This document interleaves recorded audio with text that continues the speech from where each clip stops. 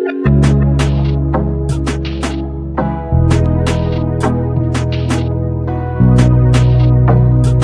Everyone, welcome back to my channel. So मेरा नाम है प्रतीक्षा और आप देख रहे हैं मेरे यूट्यूब चैनल प्रतीक्षा क्रिएशन पीजे।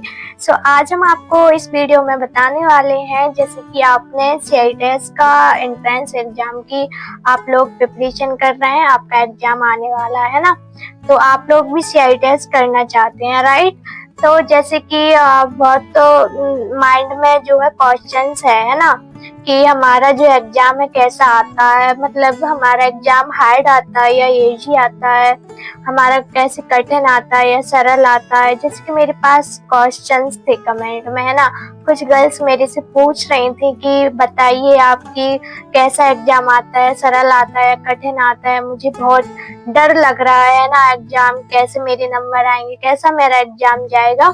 तो आज मैं बेसिकली आपको यही इस वीडियो में बताने वाली हूँ कि आपका जो एग्जाम है, तो जैसे कि क्या होता है ना कि एग्जाम जो आपका होता है वो आपका सरल ही आता है ना। एग्जाम आपका सरल ही आता है, कोई कठिन नहीं आता है, कोई हार्ड नहीं आता है। क्या होता है ना, जब हम लोग जो प्रिपरेशन होती है ना, जैसे कि हमारा जो मैथ का होता है सिलेबस, या हमारा जो कॉस्मेटोलॉजी है, जैसे कि ट्रेड थ्योरी, आप किसी भी ट्रेड से हो, तो जैसे कि हमारा जो ट्रेड थ्योरी होता है वो हमारे CTS जो हमने ITI से कोर्स कर रखा है ना, वो वहीं से ही आता है ना सिलेबस। और आपकी मैथ होती है वो भी आपकी बेसिक मैथ आती है, रीजनिंग भी आपकी बेसिक आती है, तो कोई हाई लेवल के जो है क्वेश्चंस आते ही नहीं है, बेसिक ही आता है पूरा, है ना। तो जब बेसिक ही पूरा आता है, जो आप एक साल आप CTS में पढ़ चुके हैं वो सब आता है, तो क्या होता है जब वो सब आता है तो सरल ही होगा ना, एग्जाम सरल ही होता है। लेकिन क्या होता है जब हम CTS में भी अच्छे से नहीं पढ़ते हैं और हम एंट्रेंस एग्जाम देने जाते हैं, उसमें भी हमने तैयारी नहीं की होती है, तो क्या होता है जब हमने CTS में भी नहीं पढ़ा अच्छे से और अभी हम एंट्रेंस में भी हमने अच्छे से नहीं पढ़ा, कोई ध्यान ही नहीं दिया, हमें सिलेबस का कोई पता ही नहीं है। कुछ लोग तो अभी भी पूछ रहे हैं मैथ भी आती है क्या? अरे भाई मैथ, अब जब आप 4 दिन आपको बचे हैं एग्जाम के लिए और अभी भी आप पूछ रहे हो, अभी भी आपको ये पता नहीं है कि मैथ भी आती है क्या। तो मैं आपको बताऊं, ऐसे जो लोग होते हैं ना, जो अभी उनको ये पता नहीं है कि मैथ भी आती है, तो क्या होता है वो उनको ज्यादा हार्ड लगता है ना, उनको पता ही नहीं होता, पता ही नहीं है कि मैथ भी आती है, रीजनिंग भी आती है, और वो चलते हैं अपना एग्जाम देने के लिए। तो क्या होता है कि जब उनको पता ही नहीं है तो उनको तो हार्ड ही लगेगा ना, उनको सिलेबस ही पता नहीं होता है।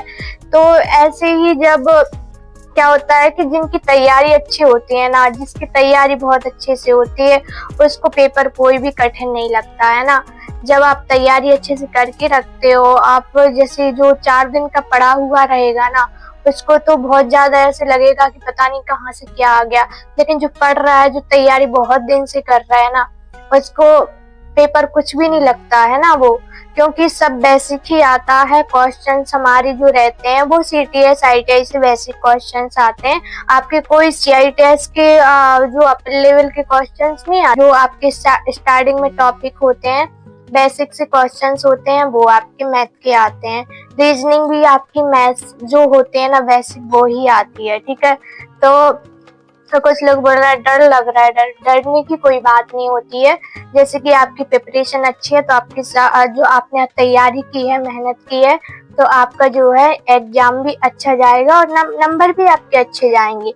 लेकिन आपने कुछ पढ़ा ही नहीं है, आपने तैयारी ही नहीं की, तो कैसे नंबर अच्छे आ जाएंगे। एग्जाम देने जाते हैं तो मैं आपको बताऊं, आपको पैशंस रखना है ना। जैसे कि ये नहीं कि आप घबरा रहे हैं, है ना, आपको डर ही लग रहा है, आप एग्जाम के सामने बैठे हैं और आप सोच रहे हैं कि पता नहीं नंबर कैसे, ये दिमाग में कुछ नहीं लाना है। मेरा जो एक्सपीरियंस है ना, मैं आपको शेयर कर रही हूँ, तो आपको ये सब कुछ नहीं लाना है माइंड में, है ना। आपको फोकस करना है एग्जाम पर, जो भी आपकी प्रिपरेशन है आपने अच्छी तैयारी की है, तो आप जाओ और आपको क्या करना है, आप अच्छे से एग्जाम दें। ऐसा नहीं, और 100 हमारे क्वेश्चन आते हैं तो आपको ऐसा नहीं करना है कि एक एक से आप टिक लगाते जा रहे हैं, पढ़ते जा रहे हैं, टिक लगाते जा रहे हैं। नहीं, ऐसा नहीं करना। शायद स्टार्टिंग में आपकी मैथ ही रहते, मैथ के क्वेश्चन है ना, क्या होता है कि मैथ के रेज है वो उसी में लगा रहता है, उसी में लगा रहता है।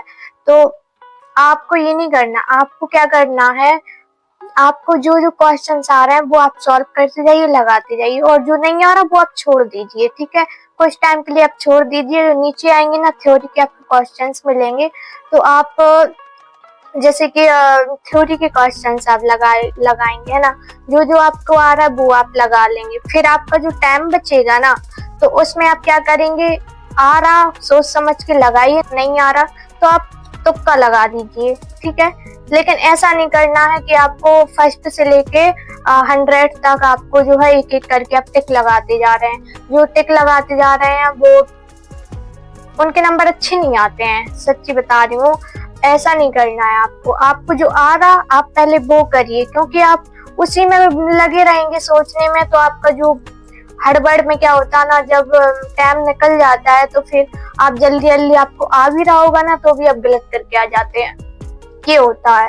ठीक है, तो आपको क्या करना है, आपको जब भी एग्जाम देने आप बैठो तो आपको वहां जाके आप क्या करोगे, अच्छे से जो क्वेश्चंस को पढ़ोगे, समझोगे, ऑप्शंस पढ़ोगे, है ना, तो आपको जो लग रहा हो आप वो लगाइए। अगर आपको कंफ्यूजन है कि हाँ ये नहीं, ये है, ये नहीं, तो आप क्या करो, उसको छोड़ दो, कुछ टाइम के लिए छोड़ दो, नीचे आ जाओ, दूसरे क्वेश्चंस पे आ जाओ, आप दूसरा क्वेश्चंस लगाओ। ठीक है, वो भी नहीं आ रहा छोड़ दो। ठीक है, ऐसे करते आपको लगाना है। बाकी आपको जो बचे रहेंगे आपके क्वेश्चंस वो आप फिर जाके सोच समझ के लगाइए। आ रहा अच्छी बात, नहीं आ रहा तुक्का लगा दीजिए। ठीक है, ऐसे जो एग्जाम देता है ना उसके अच्छे नंबर आते हैं। ओके, मैं 100% बोल रही हूँ, मेरा एक्सपीरियंस है। फर्स्ट टाइम मैंने एग्जाम दिया था, मैंने ऐसे ही किया था, फर्स्ट से लेके लगाती जा रही थी, क्योंकि पढ़ाई नहीं था वैसे भी, जब नंबर भी वैसे ही आए थे मेरे।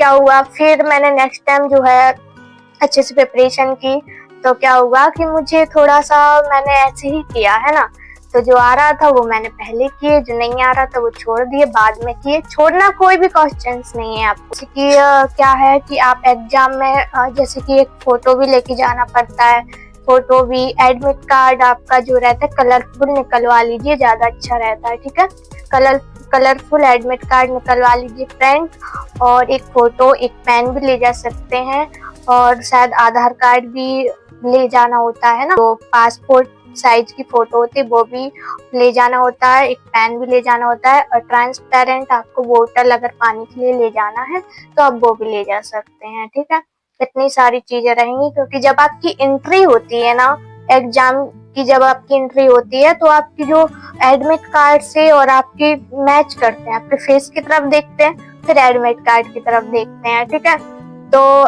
एग्जाम बहुत अच्छा आएगा और आप लोगों का एग्जाम भी बहुत अच्छा जाएगा, तो परेशान होने की कोई बात नहीं है। ठीक है, जो भी आता है आपके सिलेबस से, आपने जो पढ़ा है उसी से आता है, कुछ भी अलग नहीं आता है।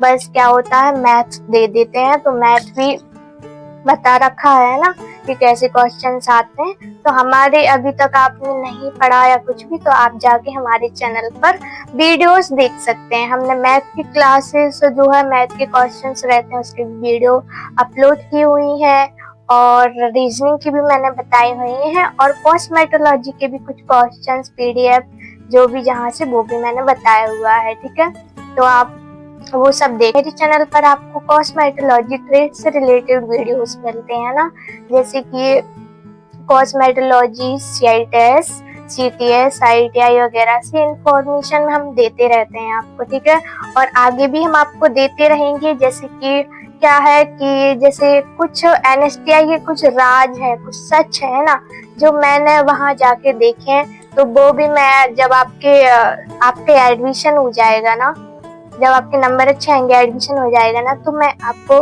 वीडियो के थ्रू वो सब भी मैं बताऊंगी कि NSTI में क्या क्या होता है। ठीक है, जैसे कि होता है कुछ चीजें हैं ऐसी जो कहीं भी आपको पता नहीं हुई पहले, लेकिन मैं आपको पहले से बताऊंगी, जिससे आप जब एडमिशन लेके जाएंगे तो आप थोड़ा सा वहाँ एक्टिव रहेंगे। ठीक है, तो जैसे कि कुछ लोगों को पता नहीं है कि काउंसलिंग क्या है, कितने।